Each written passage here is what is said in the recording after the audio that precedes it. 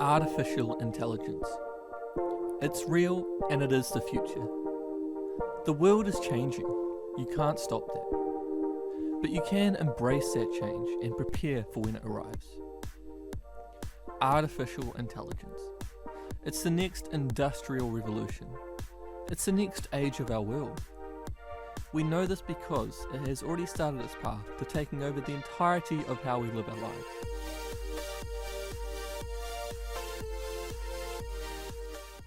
Now, artificial intelligence, or AI for short.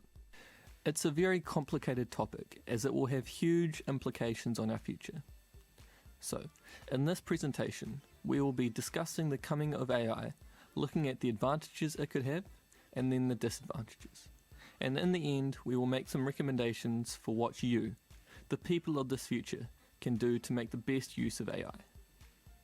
But first, I'll give you some information about what exactly it is. John McCarthy, known as the father of AI, came up with the term back in 1956, after the first AI machine was ever created. But what is it? Well, it's right there in the name. AI is intelligence that comes from something artificial. It's a brain made from computers, a machine that can fully learn and think for itself. So, how does it work?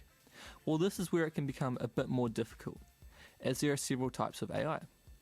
Let's start with the basic, the one that is most likely sitting in all your pockets right now. You see, as soon as you search something into Google, Google then uses AI programs to record those searches and provide certain advertisements based on the more common things you search. But this isn't really AI, or not the sort that we're taking over your job anytime soon. The other end of the AI scale, however, could be more suited to this. Let's look at Watson. Watson was a machine built by IBM to participate in a game show called Jeopardy, versing two of the previous winners. Watson had prepared for Jeopardy by learning more than 200 million pages of structured and unstructured content. Now, during the show, Watson was not connected to the internet. But from this information, it was able to answer the majority of the questions and get them right by forming an answer from its vast memory. And even though it wouldn't know the exact answer to all the questions, it could make a list of possible answers and determine which would be most accurate. Watson was created back in 2011. That's 6 years ago. Since then, AI systems have become much more popular. More and more companies are funding teams to create these machines, and they're starting to pop up everywhere. This trend will not stop. It will keep growing on an exponential scale. AI will get better and cheaper as time goes on. It won't be long until we are all living and learning with artificial machines.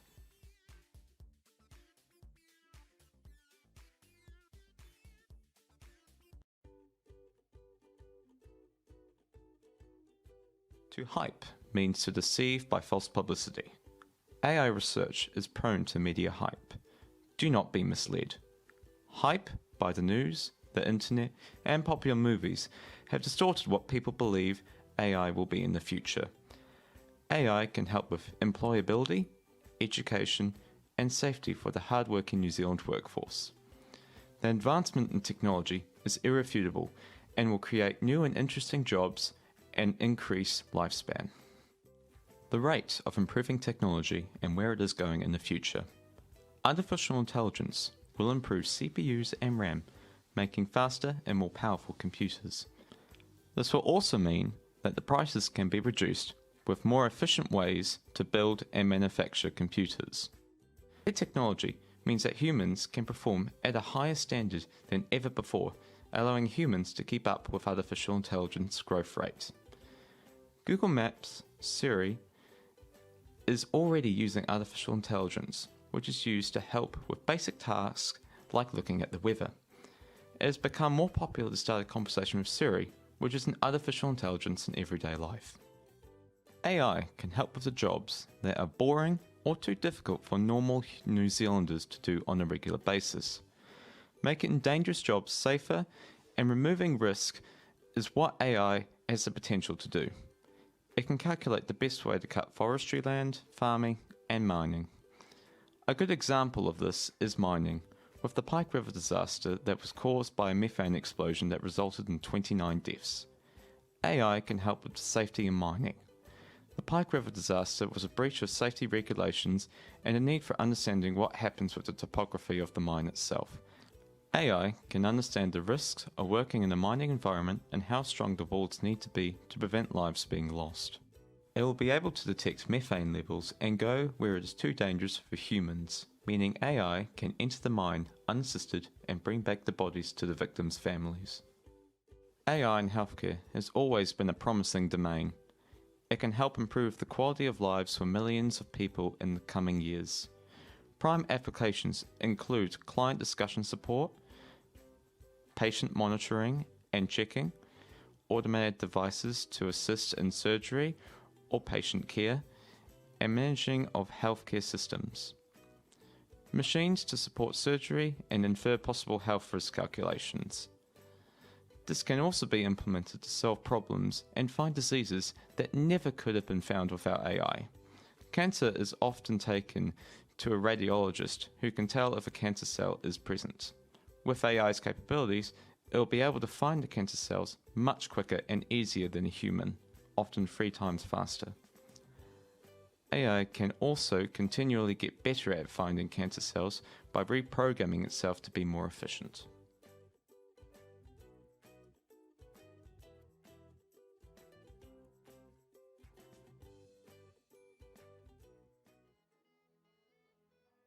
As James said, AI is already widely used in our life. It makes our life easier. Does AI only have the positive side? The answer is no. There are lots of problems we have to face too. Now I will talk about the negative of AI. What is the disadvantage of human compared to AI?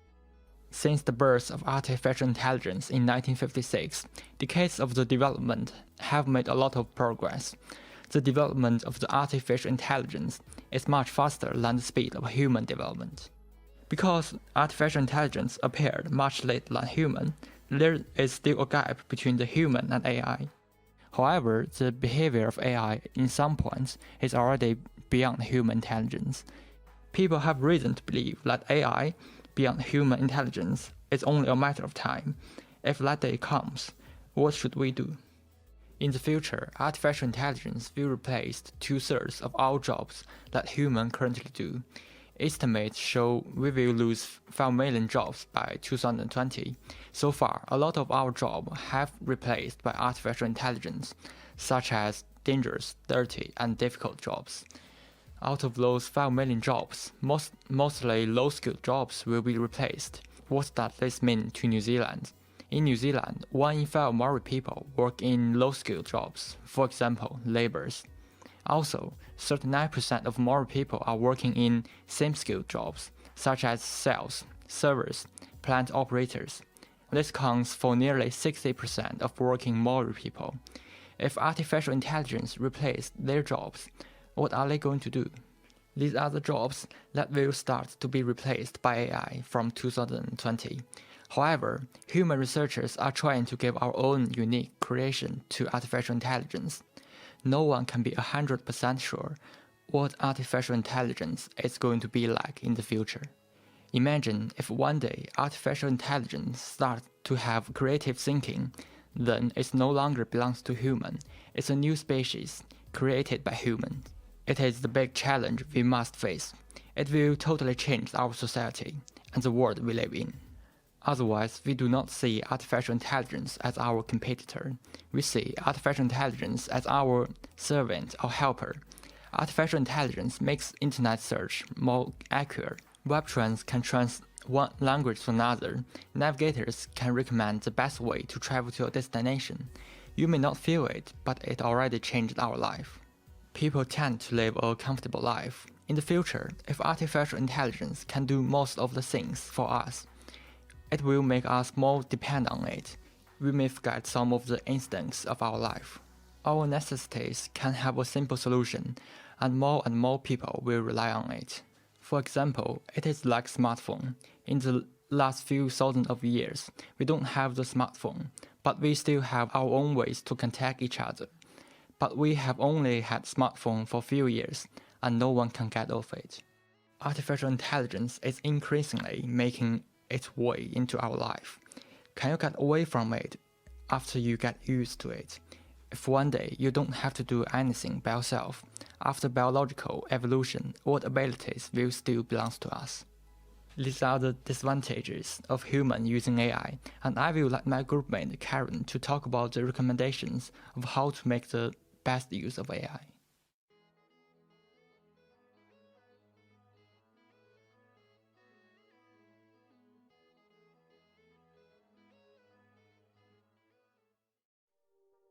Now that we have looked at what artificial intelligence is, and some of its positive and negative implications, let's turn to some recommendations for the short term, as well as some possible longer term solutions. We attempt to answer the question, how can we make the best use of what AI offers us, while minimizing the risk of things going terribly wrong? An overhaul of the education system is needed, so that we are training people with skills that will prepare them for future jobs. It should be an education system focused on raising independent creative thinkers with entrepreneurial skills and a high level of dexterity, since these are the areas that AI has not yet entered. In the face of diminishing job opportunities, we need people that can innovate and create new areas of work. Urgent action is needed to prohibit the use of autonomous weapons. An open letter by the Future of Life Institute calls for a ban on autonomous weapons and was signed by over 3,000 AI researchers. It states, most AI researchers have no interest in building AI weapons and do not want others to tarnish their field by doing so, potentially creating a major public backlash against AI that curtails its future societal benefits. There are also ethical reasons why AI weapons should not be tolerated. Dr. Ian Watson, Associate Professor of Computer Science at the University of Auckland, says, if an ethical decision is being made, someone has to be morally responsible if that decision was wrong. The thing about AI is you can't hold AI morally responsible. Leading AI researchers and economists are calling for a universal basic income, or UBI, as a safety net for the job loss that is likely to result from AI. This is where every citizen receives a guaranteed income no matter what their employment status. Finland have recently begun trialling this, and Scotland is about to run its own pilot, with other countries following close behind. We suggest that New Zealand should run its own UBI pilot. Several UBI models have already been suggested for New Zealand, including one by philanthropist Gareth Morgan and research done by Max Harris for the Labour Party's Future of Work report. There's no guarantee that a UBI will be successful, but until we do a pilot run, we won't have enough information to make this decision. For society to reap the most benefits from AI, we need to ensure that everyone has access to it. According to Stanford University's 100-year study on artificial intelligence, AI could widen existing inequalities of opportunity if access to AI technologies is unfairly distributed across society, and recommends that policies should be evaluated as to whether they democratically foster the development and equitable sharing of AI's benefits, or concentrate power and benefits in the hands of a fortunate few. Wealth generated from AI should be shared equally among the entire population. This could be done by taxing robots that perform jobs in place of humans, as suggested by Bill Gates. Humans are taxed for doing a job, so why not tax robots? According to the Future of Life Institute's website, there have been a number of surveys asking AI researchers how many years from now they think we'll have human-level AI. All of these surveys have the same conclusion. The world's leading experts disagree, so we simply don't know. For example, in such a poll at the 2015 Puerto Rico AI conference, the average answer was by year 2045, but some researchers guessed hundreds of years or more. Because we don't know what the future holds, we recommend that we should all try to be prepared for the worst possible circumstance. One strategy is that of OpenAI, a non-profit research company started by Elon Musk, who says that the best defense against AI is to empower as many people as possible to have AI. If everyone has AI powers, then there's not any one person or a small set of individuals who can have AI superpower. As Philip said, AI is the next industrial revolution, but as we have seen, in order for us to make the best use of AI's benefits and avoid its risks, we need education and policy that prepares us for the future. We need to confront ethical issues so that the public is willing to embrace AI, and we need to make sure that all members of society benefit from AI by sharing resources. Most importantly, we need to start acting now.